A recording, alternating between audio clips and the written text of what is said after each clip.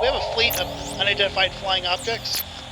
Nah, it's just the SkyElements, guys.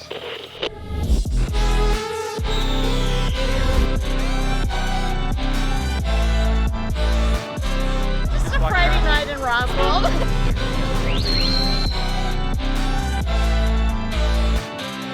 Show is rolling. We're about to spook all of Roswell. Now that the existence of UFOs is gaining widespread acceptance, the question is, where do they come from? They come from everywhere in space. This galaxy, other galaxies, everywhere except Earth.